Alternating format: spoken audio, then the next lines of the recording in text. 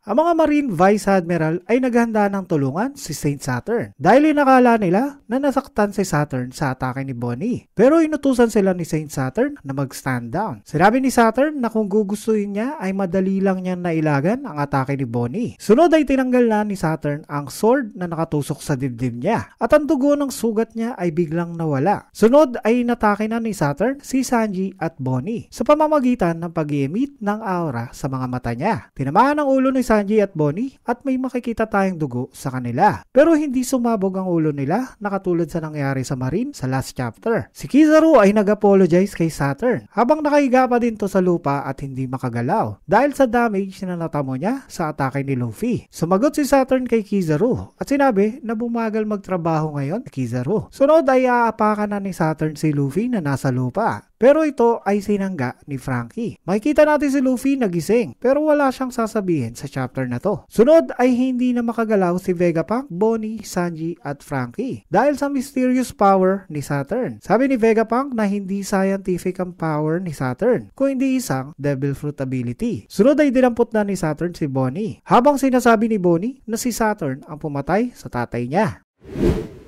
Sa konting flashback ay makikita natin si Kuma na kinikwento sa batang Bonnie ang tungkol kay Nika. Si Kuma ay gumawa ng tunog ng Drum of Liberation beat ni Nika at pagkatapos ay nagsayaw ang mag-ama. Sinabi ni Kuma na gusto niyang maging hero na nagpapalaya ng mga tao na katulad ni Nika.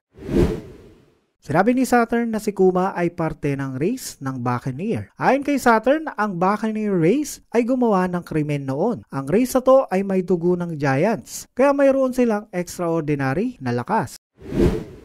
Si Kuma ay pinanganak sa isang normal na pamilya. Ang tatay ni Kuma ay member ng Buccaneer race, habang ang nanay naman niya ay isang normal human. Ang blood test ni Kuma sa hospital ay na-leak sa world government agents. At dahil dito, ang buong pamilya ni Kuma ay hinuli ng world government. At pagkatapos ay ginawang slaves sa Marijua dahil sa kanilang extraordinary na lakas. Pagkatapos mamatay ng nanay ni Kuma ay pinakita ang tatay niya na kinikwento kay Kuma ang tungkol kay Nika. Sinabi ng tatay ni Kuma na ang legend ni Nika ay pinapass down sa mga members ng Buccaneer race. Pagkatapos ito ay gumawa ng tunog ng Nika drum rhythm ang tatay ni Kuma. At pagkatapos ay nagumpisang magsayaw. Pero sunod ay biglang binaril ng Celestial Dragon ang tatay ni Kuma. Dahil lang naingayan to sa tatay ni Kuma.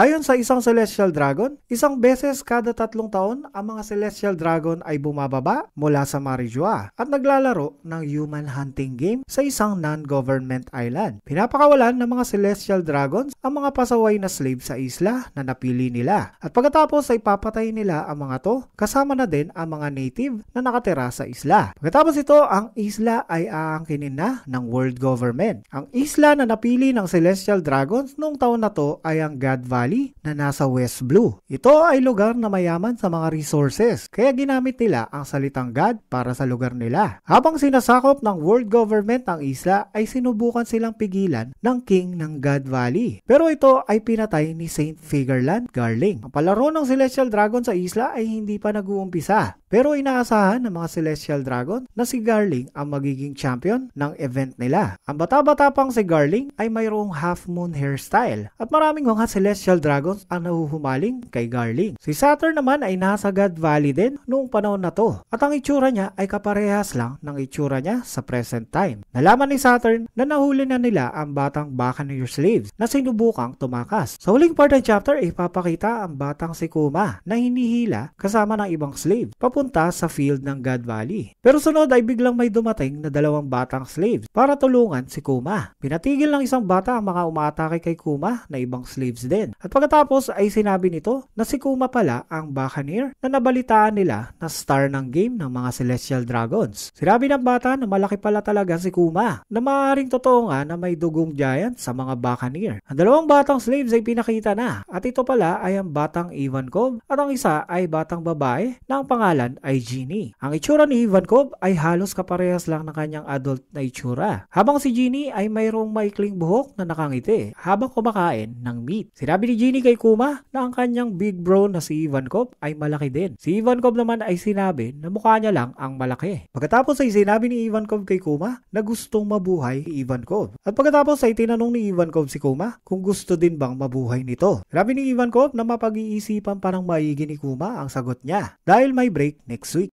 Kung bago kayo dito sa aming channel, please hit the subscribe button para mabalikan ninyo ang aming mga videos. Sama nyo na din ang notification bell para updated kayo sa mga bago naming uploads. Meron kayong tanong or topic na gustong i-discuss? Ilagay nyo lang sa comment below. Thank you for watching and kita tayo sa next video.